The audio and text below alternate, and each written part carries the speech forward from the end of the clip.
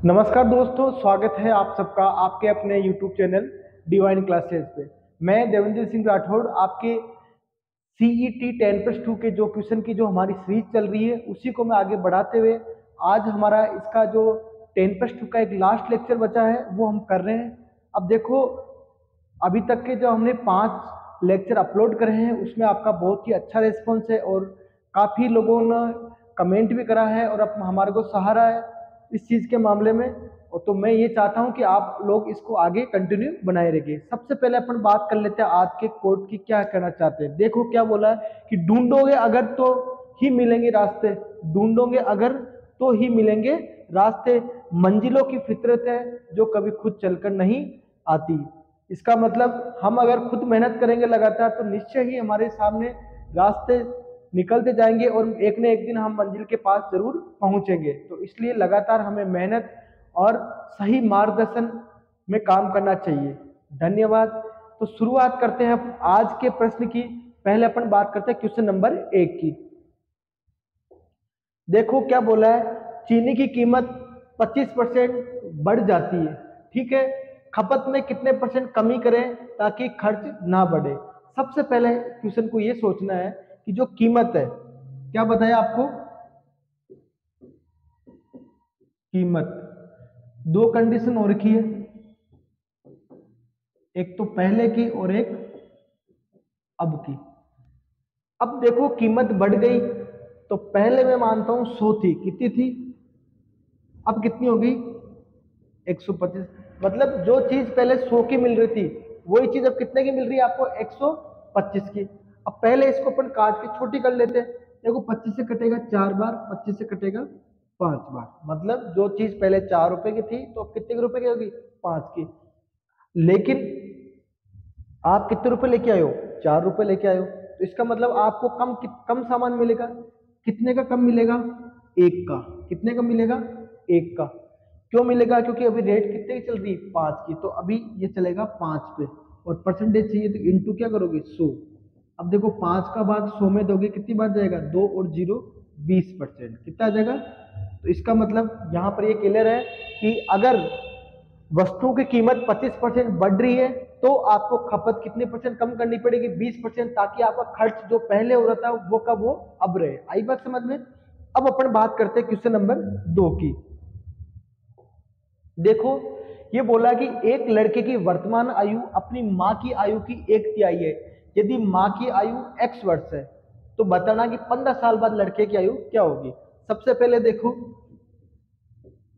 मां की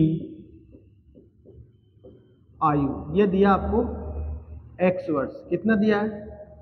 फिर देखो पुत्र की आयु, किसकी बात करेंगे अपन, पुत्र की आयु।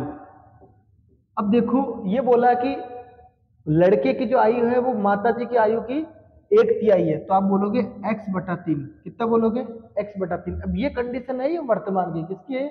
अब बोला कि 15 साल बाद लड़के की आयु क्या होगी, तो आप लिखोगे 15 वर्ष बाद लड़के की आयु। आई बात समझ में। तो 15 साल बाद क्या करोगे, अभी है x/3, इसमें क्या जोड़ दो आप, 15 जोड़ दो। जैसे आज मान लो आप 20 साल के हो, 15 साल बाद क्या करोगे, 15 जोड़ोगे तभी तो 35 के होगे। तो अभी मैं क्या जोड़ दो, 15 जोड़ दो। कौन सा ऑप्शन है आपके पास, ये। तो ये आपके क्या हो जाएगा, आंसर हो जाएगा। फिर देखो क्वेश्चन नंबर 3। दो त्रिभुज हैं जो समरूप है, इनके क्षेत्रफल दे रखे हैं और इनकी भुजाएं दे रखी है। एक की तो पूछना है, दूसरे की क्या होगी। अब देखो कभी भी क्या होता है इस क्वेश्चन में, ट्राइंगल एबीसी जो है वो किसके समरूप है, पी क्यू आर। अब देखो ये जो चिन्ह है ये समरूपता का चिन्ह है, किसका है। अब देखो इनके क्षेत्रफल का अनुपात क्या दे रखा है, ये तो दिया है 25 और ये कितना दिया है 36। अब देखो जब भी भुजा निकालनी हो, क्या निकालनी हो, भुजा, तो ये तो दिया आपको, क्या दिया है, क्षेत्रफल। अगर भुजा निकालनी है, क्या निकालनी है, तो √25 कर दो और यहाँ क्या कर दो, √6 कर दो, सॉरी 36। तो ये तो कितना हो गया 5 और ये कितना हो गया 6। यहां तक बात समझ में आई। अब आपको बोला है ए बी किसकी होगी, इसकी होगी, इसकी वैल्यू है 3.5। कितनी है 3.5, सॉरी 2.5, कितनी है 2.4। पूछा है इसकी वैल्यू बताओ, इसकी वैल्यू बताओ। अब देखो क्या हो रहा है, 5 को किससे गुणा करूं कि 2.5 आ जाए, मतलब इसका आधा कर दो। कितना कर दो, तो आप भी इधर क्या कर दो, आधा कर दो। तो कितना आ जाएगा, 5 का आधा कितना आ जाएगा, 6 का आधा कितना हो जाएगा 3 सेमी। कितना आ जाएगा, तो इसका मतलब आप कह सकते हो ये 5 है तो इसके सामने क्या होगी 2.5, ये 6 है तो इसके सामने क्या होगी 3 सेमी होगी। तो 3 सेमी के हिसाब से आपका आंसर क्या आ जाएगा, ये आंसर हो जाएगा। देखो सिंपल सा क्वेश्चन है, आपको रूट निकाल के और बताना है। अब देखो चौथे क्वेश्चन में अपन बात करेंगे। आपके बोला कि 2.3 फिर 4 के ऊपर बार है, इसका मान बताना है। अब देखो ये जो करनी वाले क्वेश्चन होते हैं इनको सोल्व कैसे करते हैं, इसका एक फॉर्मूला बता दूं मैं। ए डॉट बी सी के ऊपर बार, अगर इस टाइप से कोई संख्या दे रखी है तो आप क्या करोगे, ए कोष्टक बी सी माइनस बी बटा 90। तो क्या करना है, देखो ए तो पॉइंट के इधर है तो ए को जैसे कैसे रखना है, बी सी दोनों लिख लो, जिस पे बार नहीं है, जिस डिजिट पे बार नहीं है उसको घटाना है, ठीक है।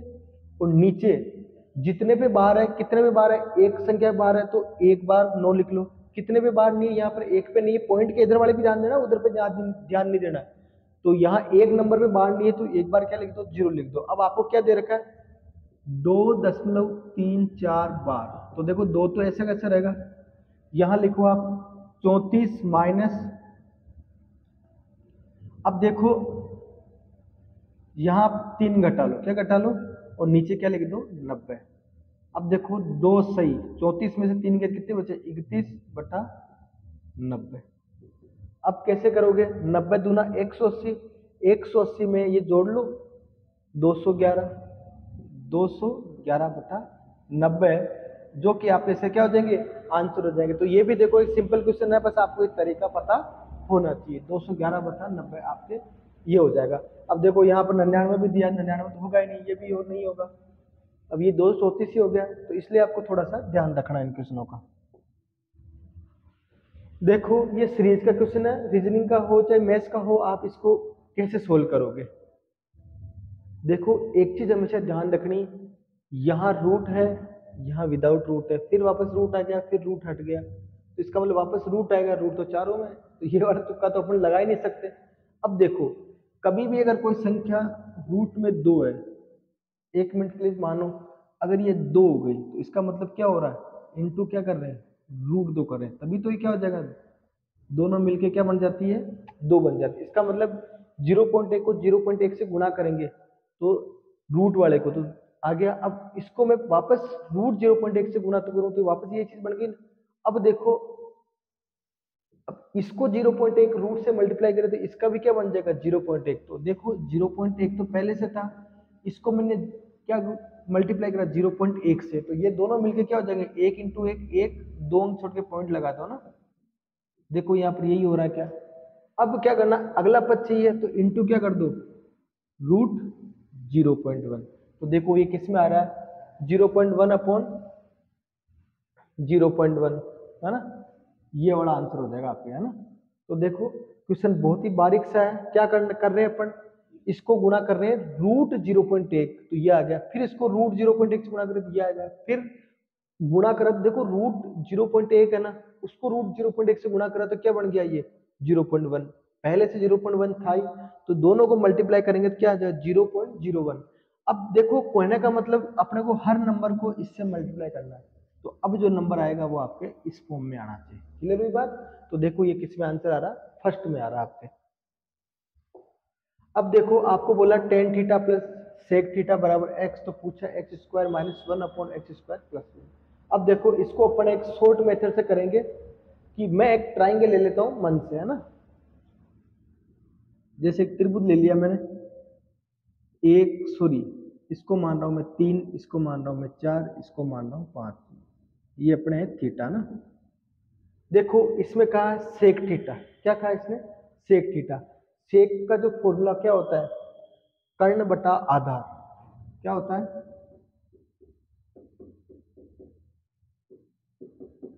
कर्ण बटा आधार मतलब 5/4 क्या हो जाएगा? 5/4 टेन थीटा। टेन थीटा क्या होगा? लंब बटा आधार मतलब 3/4। पाँच देखो हर समान है तो आप क्या करोगे? 5 और 3 8/4। तो ये क्या हो जाएगा? 8 और 4 का भाग दे कितना है? 2। तो x का मान कितना आ गया? 2 आ गया। कितना आ गया? अब x का मान यहाँ रख दो। 2 का स्क्वायर माइनस 1, 2 का स्क्वायर प्लस 1, 2 दूना 4 में से 1 गया तो 3, 2 दूना 4 1 5। अब देखो 3/5 कब आता है?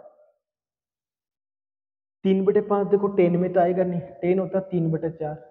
ठीक है, अगर सेक है तो सेक आता 5/4, ये भी नहीं होगा। कोस है, कोस की वैल्यू क्या होती है? 4/5, ये भी नहीं आएगा। तो बचा कौन? साइन। साइन क्या होता है? लंब बटा कर्ण मतलब 3/5। इससे हो जाएगा। तो देखो इस मेथड पे अपन काम करेंगे आगे भी, और बहुत ही ये एक नया तरीका है, और आप खुद भी देखो ऐसे तरीके बना सकते हो। ये कोई ऐसा नहीं भाई केवल मैं ही बना सकता हूँ, आप अगर इस पे थोड़ा सा फोकस करोगे तो ये तरीके आप खुद मन से भी सोच सकते हो। या फिर आप इसको कुछ भी मान लो, थीटा की वैल्यू 30 मान के कर लो तो भी आपसे आराम से हो जाएगा। बस वही का आपको अपने तरीके पे विश्वास होना चाहिए ना। अब देखो आपको बोला कि दो घन है जिनका आयतन है 27 सेंटीमीटर क्यूब, मतलब किसका है ये? घन का। घन का आयतन दिया आपको 27 सेंटीमीटर क्यूब। अब देखो आपको अगर भुजा निकालनी है, क्या निकालनी हो तो क्या करोगे? 27 का घनमूल निकालोगे। क्या निकालोगे आप? 27 का घनमूल क्या होता है? क्यूब रूट होता है 3, तो इसका मतलब भुजा कितनी आ गई? 3। अब ये कह रहा है कि संलग्न फलकों को मिलाकर एक ठोस बना जाता है, इससे बनने वाले घनाभ का पृष्ठ क्षेत्रफल बताओ। अब सोचो एक घन है, दूसरा घन पास आ गया, तो देखो लंबाई कितनी होगी? 3 इसकी और 3 इसकी कितनी होगी? 6। अब देखो चौड़ाई तो वो की वही रहेगी, तो b बराबर क्या हो गया? 3। ऊंचाई भी क्या रहेगी? 3। अब आपके घनाभ का पृष्ठ क्षेत्रफल पूछा है तो सूत्र क्या होता है? पृष्ठीय क्षेत्रफल क्या होता है? 2 कोष्टक LB plus BH plus HL है ना। तो दो तो ऐसे का LB मतलब 6 इंटू 3 है ना 18, plus BH 3 into 3 9, plus HL 3 into 6 18 है ना। 18 18 36, 36 से 9 45, 45 इंटू 2 क्या हो जाएगा? 90 सेंटीमीटर स्क्वायर। तो इसके आंसर हो जाएंगे 90 सेंटीमीटर स्क्वायर। किसमें है? आपके फर्स्ट वाले में। तो इसका आंसर क्या हो जाएगा? ए हो जाएगा ना। अब देखो प्रथम 11 अभाज्य संख्याओं की माध्यिका है, तो सबसे पहले अपन 11 अभाज्य संख्याएं लिख लें। कौन कौन सी है? सबसे छोटी 2, 3, 5, 7, 11 है, 13 है, 15 नहीं होती है, 17 हो जाती है, आपके 19 हो जाती है। तो कितनी होगी? 1 2 3 4 5 6 7 8। अब दो और ले ले। 19 के बाद में 21 नहीं होती, 23 होती है, फिर 27 नहीं होती, 29 होती है। अब देखो जो 11 है, सॉरी 10 है, तो 10 में बीचों बीच क्या आएगी? 1 2 3 4 5। मतलब इन दोनों को क्या करना है? आपको जोड़ना है और 2 का क्या लगाना है? भाग लगाना है। 11 प्लस 13/2 मतलब 24/2 कितना जाएगा? 12 है। तो इसके आंसर क्या होना चाहिए आपके? 12 होना चाहिए। 12 किस में आ रहा है? आपके डी में आ रहा है। तो ये भी देखो सिंपल क्वेश्चन है, क्लास 10th के लेवल का, आप आराम से कर सकते हो। आगे देखो 3 बार अलग अलग अनुपात दिए, इनको एक साथ लिखना है। अब देखो अपन पहले तो जो लगातार छोटी क्लास में अपन पढ़ते हैं वही तरीके अपना रहे हैं। आपको चारों एक साथ लिखने, तो आप लिख लो A अनुपात B अनुपात C अनुपात D। ए बी में कितना है? 2:3। बी सी में कितना है आपके? 4:5। सी डी में कितना है? 6:7। अब आप इसको एक साथ लोगे, कैसे करोगे? देखो यहाँ 4 लिखना आपको, यहाँ 6 लिखने, यहाँ पर भी 6 लिखने, यहाँ 3, यहाँ पर भी 3, यहाँ पर 5। अब इसको क्या करो? गुणा कर दो। देखो 6 चौक 24 दूना 48, 6 चौक 24 तिया 72, सॉरी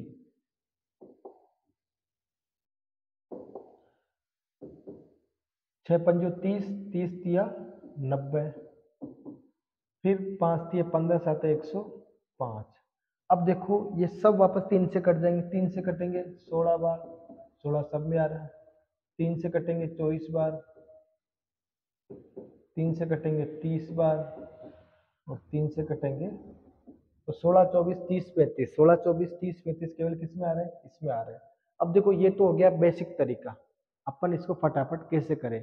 देखो शुरू वाली दो संख्या में क्या अनुपात है, 2:3, मतलब इन दोनों को अगर मैं काटूं तो 2:3 आ जाए। अब देखो 16 और 22 को काटोगे, 2 से आएगा 8 बार, 2 से आएगा 11 बार, तो 16 22 16 22 ये दो तो क्या हो गए गलत।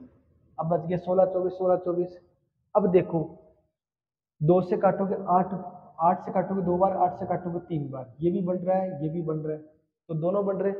अब देखो लास्ट वाले को देख लो 6 और 7, लास्ट वाली संख्या ऐसी होनी चाहिए जो कटने पे 6 बार और 7 बार कटे। देखो 30 और 35 5 से कटेगा 6 बार, 5 से कटेगा 7 बार, ये 5 से कटेगा 3 बार, 5 से कटेगा 7 बार, तो ये तो होगा नहीं। तो आप ऐसे भी डायरेक्ट कर सकते हो, ऑप्शन से डायरेक्ट करना करोगे तो आपको थोड़ा सा टाइम बचेगा आपके लिए ना। अब देखो आपको बोला है 10 सेंटीमीटर लंबाई की त्रिज्या वाले वृत्त की त्रिज्याओं के मध्य बिंदु का बिंदु पथ। मतलब सबसे पहले अपन देख लेते हैं डायग्राम बना के। ये एक वृत्त है जिसकी त्रिज्या कितनी है 10 सेंटीमीटर, ऐसे कुछ भी मान लो, इस तरीके से सब 10 10 है। इनके मध्य बिंदु, इनके मध्य बिंदु ले रहे हैं अपन, है ना, जैसे ये ले लिया ये ले लिया ये ले लिया ये ले लिया, इनको मिला दो, इनको मिलाने पे जो क्या बनेगा वृत्त बनेगा।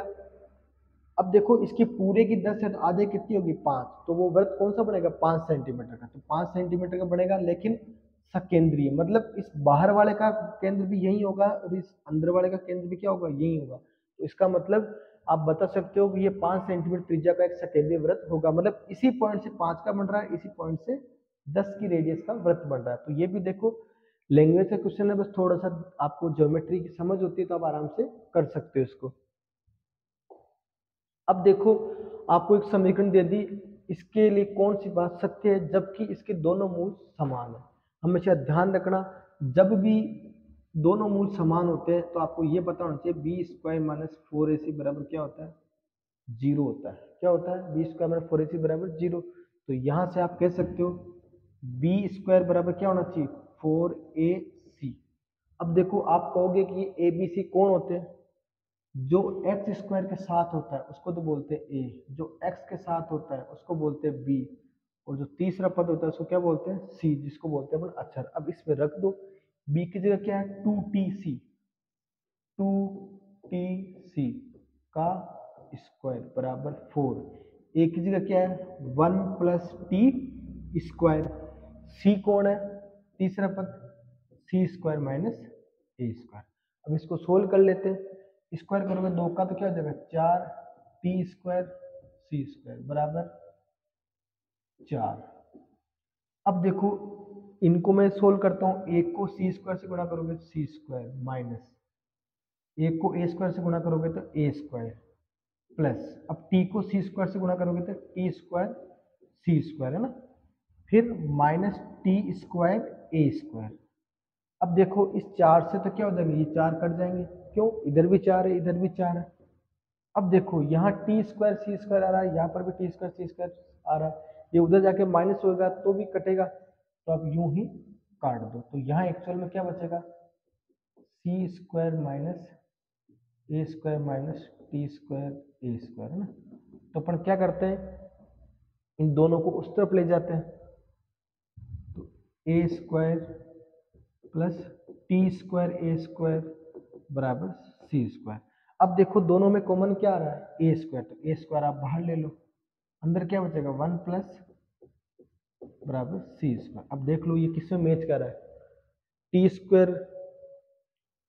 c² बराबर a² 1 + t², c² बराबर a² 1 + t²। तो देखो इससे आप इसको आराम से कर सकते हो। थोड़ा सा देखो आपको ये तरीका तो आपको पता होना चाहिए, जब भी मूल वास्तविक हो वास्तविक हो समान हो तो 20 का माइनस 4 इसी बराबर क्या होता है, 0 होता है। ये हमेशा ध्यान रखना जब भी द्विघात समीकरण की बात आए तो। अब देखो आगे आपके पास एक नंबर दिया है, पूछा है कि इसकी वैल्यू क्या होगी। अब देखो इस क्वेश्चन को जो सोल्व करते हैं इसमें आप लोगों को सीधे सीधे इनके रूट निकालने आने चाहिए। अब देखो मैं थोड़ा सा अलग तरीका अप्लाई करता हूँ। सबसे पहले अपन इसकी बात करते हैं। अब देखो इनको अपन जोड़ेंगे, 7 और 5 12 8 6 18 18 9 27। 27 का मतलब क्या हो गया 9। तो 9 किसके रूट करने पे आता है, 9 आता है आपके 3 के रूट से भी आता है, 6 के रूट से भी आता है और 9 के रूट से भी आता है। तो मैं मान लेता हूँ भाई 9 का रूट, मैं इसको 9 ही लूंगा। क्या लूंगा मैं, 9 लूंगा। फिर यहाँ देखो 9 और 1 10, 10 3 13, 13 और 9 22, 22 और 9 31। 31 के क्या हो जाएंगे, 4 + 9 बराबर 13। 13 का क्या हो जाएगा, 3 × 4। अब देखो इस 4 का रूट क्या होना चाहिए, 2 होता है। क्या होता है, ऐसी संख्या देखो जिसके अंकों का योग 2 आ रहा है। क्या आ रहा है, अंकों का योग 2 आ रहा है। देखो 6 4 10 9 19। 19 का मतलब क्या होता है, 19 का मतलब हो जाएगा 9 और 1 10, 1 हो जाएगा। ये तो नहीं होगा। 6 और 5 11, 11 9 20। 20 का मतलब क्या हो जाएगा 2, ये हो सकता है। 7 6 13, 13 9 22। 22 का मतलब ये हो जाएगा 4, ये नहीं होगा। फिर 6 6 12, 12 9 21। 21 का मतलब हो जाएगा 3, ये भी नहीं होगा। तो आपके केवल कौन सा बचेगा, ये। तो ये देखो एक तरीका है, इसको फ्यूचर में हम कभी इसके बारे में ढंग से डिस्क्राइब करेंगे कि इसके अंकों का योग 9 हो रहा है। तो 9 कब होता है, 9 के लिए ही होता है। फिर यहाँ इनके अंकों का योग हो रहा है 31। 31 क्या हो जाएगा 4। फिर 4 और 9 13, 13 का हो जाएगा 4, मतलब 3 × 4। 4 का रूट क्या होता है, 2 होता है। अब देखो किसके अंकों का योग जोड़ ताड़ करने पे 2 आ रहा है, वही आपके फाइनल क्या हो जाएंगे, आंसर हो जाएंगे ना।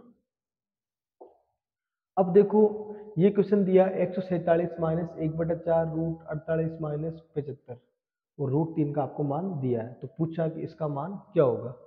अब इसमें से मैं कुछ ऐसा करूँ मुझे √3 हर बार अलग से दिख जाए। तो एक काम कर सकते हैं अपन, इनके टुकड़े कर लेते हैं। क्या कर लेते हैं, देखो इसके टुकड़े क्या हो जाएंगे, 3 का भाग 14 में जाएगा 4 बार, 27 में जाएगा 9 बार, है ना, 1/4।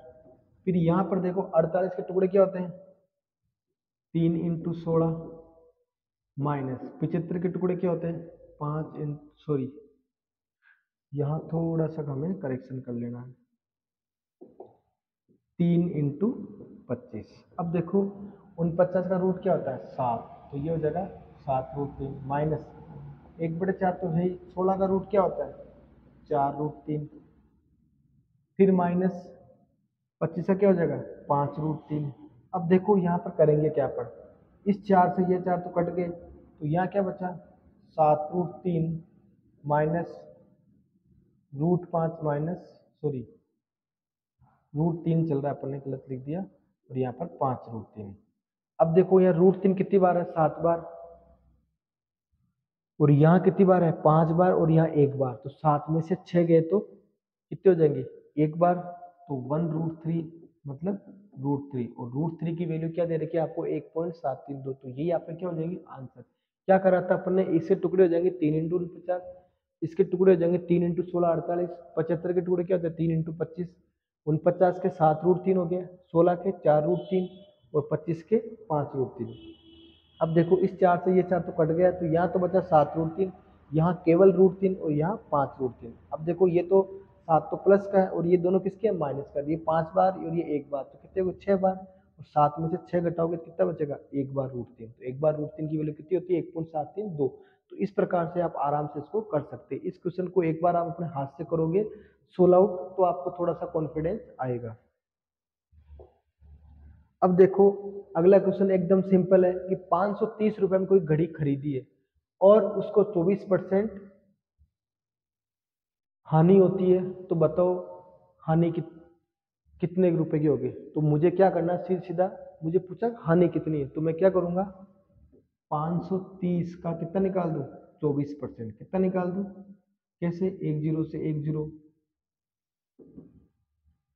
फिर 2 से काट लो 5 बार, 2 से काट लो 12 बार, तो 12 तिया 36, 12 पंजे 60 और 3 63। अब इसमें आप 5 का भाग दे दो, 5 एकम 5, बचे 1, 13 में 5 दूना 10, बचे 3, 36 में कितनी बार जाएगा 7, 127 पॉइंट, तो यही आएगा आपके पास आंसर। तो ये देखो, सिर्फ आपको ये बताना है कि इसका 24% कितना होगा, क्योंकि हानि 24% हो रही, तो 24% निकाल के बता दो आराम से ना। अब देखो अगले वाले क्वेश्चन में आपको बोला कि साइन की वैल्यू बताओ, साइन के 4 दे दिया आपको, इनकी वैल्यू सोल्व करके बताओ। क्या क्या दिया आपको, tan 30 डिग्री,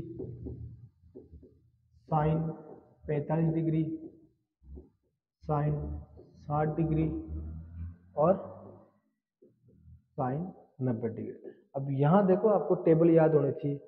साइन 30 होता है 1/√3, साइन 45 होता है 1/√2, साइन 60 होता है √3/2 और साइन 90 कितना होता है 1। अब देखो जो कटे उसको काट दो, बाकी को यूं का यूं रख दो। √3 से ऊपर तो केवल क्या बच रहा है 1, नीचे क्या बच रहा है 2√2, कितना बच रहा है देखो, किस में आ रहा है 1/2√2, ये आपके आंसर में जाएगा। तो देखो सिंपल सिंपल क्वेश्चन है, आराम से अपने हो पा रहे।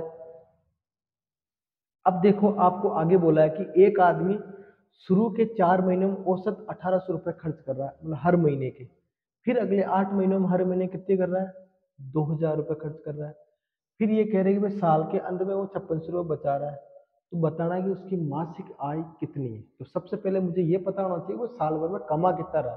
कमाई कैसे पता करेंगे, खर्च और बचत दोनों को जोड़ के। तो सबसे पहले आपको बोला 4 माह, तो 4 माह का खर्च निकालो। पहले क्या कर लेते हैं अपन, 4 माह का खर्च कैसे निकालेंगे, 4 × 1800 कितना हो गया 7200।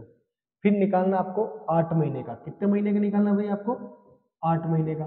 तो 8 महीने का खर्च कैसे निकालोगे आप, 8 × 2000, तो 8 × 2000 कितने हो गए आपके 16, 1 2 3, ध्यान रखना जीरो लगाने का। अब देखो ये तो खर्चा खर्चा है, साल भर में बचाता कितना है, बचत है उसके पास 5600, कितनी है। अगर मैं इन तीनों को सबको जोड़ लूं तो मुझे क्या आ जाएगी,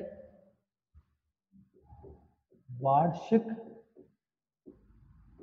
आय आ जाएगी। क्या आ जाएगी, मतलब साल भर में कितने कमा रहा है भाई। ये तो 12 महीने का खर्चा हो गया, ये टोटल 12 महीने में 5600 बचा रहा है, तो कुल उसने कितने रुपए कमाए। तो देखो 2 जीरो के तो 2 जीरो आ गए, 6 और 2 8, फिर 5 और 6 11 और 7 18, 1 और 1 2, ये देखो 12 महीने की इनकम है।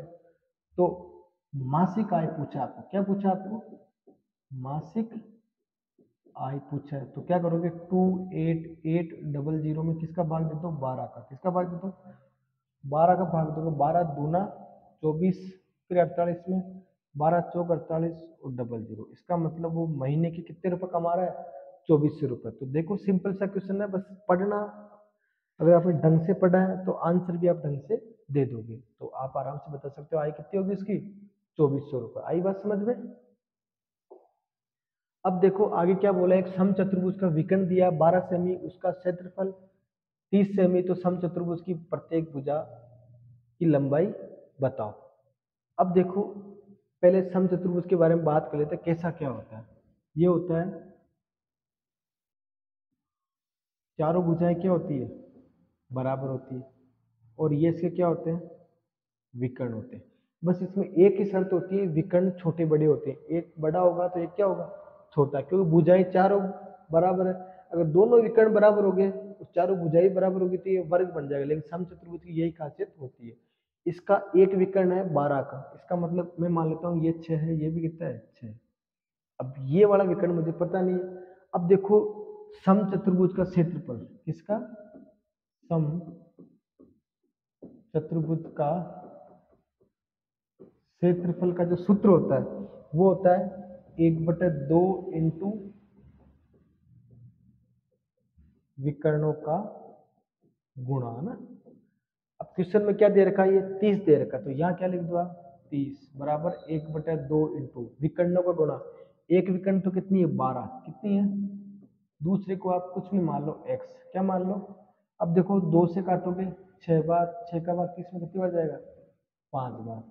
इसका मतलब आपको ये पता पड़ा कि ये जो विकर्ण है ये कितना सेंटीमीटर का है, 5 सेंटीमीटर। कितना सेंटीमीटर का है, 5 सेंटीमीटर। तो अब आपको पूछा है इसकी भुजा बताओ, क्या बताओ इसकी। अब देखो ये पूरा 5 है तो आधा आधा कितना हो जाएगा, ये भी 2.5 और ये भी कितना हो जाएगा 2.5। तो अब बताना कि ये भुजा कितनी होगी। अब यहाँ हमेशा ध्यान रखना, समचतुर्भुज में विकर्ण होते 90 डिग्री पे करते हैं, तो समझ लो आपके पास एक ट्राइंगल बन गया इस तरीके से ना, ये 6 है और ये 2.5 है। अब देखो इसमें क्या होता है, मैं इनका स्क्वायर करूं, इसका स्क्वायर करूं, फिर जोड़ूं, फिर रूट निकालूं। इसका एक और तरीका होता है, क्या इन दोनों में कुछ संबंध दिख रहा है क्या, 6 और 2.5 में। अब देखो संबंध कैसे दिखता है, जैसे अपन इसको चलो सिंपल कर लेते हैं, आप लोग इसमें थोड़ा सा इमेजिनेशन का होता है थोड़ा सा, तो वो कैसे, ये है आपके भुजा, तो भुजा बराबर क्या हो जाएगा, रूट 6 का स्क्वायर प्लस 2.5 का स्क्वायर, तो ये हो जाएगा 6 का कितना हो जाएगा 36, 2.5 25 25 कितना हो 6.2 पॉइंट है ना, तो ये हो जाएगा 36 से 6 कितने हो जाएंगे 42.25। अब देखो 42.25 का जो रूट निकालते हैं, कैसे निकालते हैं, लास्ट के 25 के तो क्या हो जाएंगे 5, 42 के ऐसे टुकड़े करो जो लगातार संख्या हो, जैसे 6 और 7 कितने हो, 6 और 7, तो 6 वाला लेना, तो ये कितना हो गया 6.5 सेमी, कितना हो जाएगा 6.5 सेंटीमीटर। कौन सा है, ये 13 है, ये 5 है, 2.5 है, ये आपके आंसर हो जाएगा। तो ये भी देखो थोड़ा सा डिफिकल्ट क्वेश्चन है, बस ये दोनों विकर्ण आपको पता लगी, फिर भुजा आपको किससे निकालनी है, पाइथागोरस लगा के। अब देखो अगले बोला है आपको 8,000 रुपये हैं जो ब्याज के लिए दिए गए हैं, 18 महीने बाद 10,648 हो जाते हैं, तो बताना है कि ब्याज की दर क्या है। अब देखो ब्याज इसमें अर्धवार्षिक है, अब आप सोचो 18 महीने, अगर आप 6 महीने से भुगतान करोगे तो कितनी बार भुगतान करोगे, 3 बार। कितनी बार करोगे, 3 बार। तो यहाँ सबसे पहले ध्यान रखो, इधर तो होता है मूलधन, इधर होता है आपके पास मिश्र धन। अब देखो यहाँ बात करेंगे अपन अवधि, किसकी बात करेंगे। अब देखो जब 1.5 साल हो गया, 6 महीने भुगतान करोगे तो आप कितनी बार करोगे, 3 बार। कितनी बार करोगे आप, 3 बार। बस आपको ये डाटा दे रखा है, तो मूलधन कितना दे रखा है आपको 8,000, 1 2 3, और ये दे रखा है 10,648। जब भी देखो 2 बार होता है तो रूट निकालो, 3 बार होता है तो इसका घनमूल निकालो। क्या निकालना, घनमूल। अब देखो ये बड़ी संख्या घनमूल नहीं निकले तो पहले इसको काट के छोटी कर लो, 8 से काट लो, 8 से काटो कितना जाएगा 1,000, कितना जाएगा 8 से काटोगे, 8 एकम 8, बचे 2 26 में, 8 तिया 24, फिर बचे 2, 8 तिया 24, फिर 8 एकम 8। अब इसका निकाल लो आप घनमूल। क्या निकाल लो आप, अगर आपको घनमूल याद होते हैं तो आप आराम से बता सकते हो, 1000 का कितना, 10,000 का हो जाएगा आपके 10, कितना हो जाएगा 13 से क्या हो जाएगा 11। इसका मतलब आपकी रेट कितनी लग रही है भाई, 10 रुपये मूलधन है, वो कितना हो गया 11 हो गया, तो कितना रेट लग रही है आपके 1/10 इंटू 100, तो आप बोलोगे 10%, कितना है ये। अब देखो ये किसके लिए है, अर्धवार्षिक के लिए। किसके लिए ये, अर्धवार्षिक में 10% हो रही है, तो वार्षिक में किसकी हो जाएगी, डबल हो जाएगी, तो 10 का डबल कितना हो जाएगा 20%, कितना हो जाएगा 20%। तो यहाँ से आप आराम से कर सकते हो। अब देखो ये तरीका थोड़ा सा उलझाट का है, अगर इसको अपन और कोई तरीके से करें तो वो भी बता देता हूँ। देखो 8,000 रुपये तो है ही, ये हो गए 10,648, कितने रुपए बढ़ गए 2,648 रुपए, कितने बढ़ गए 2,648।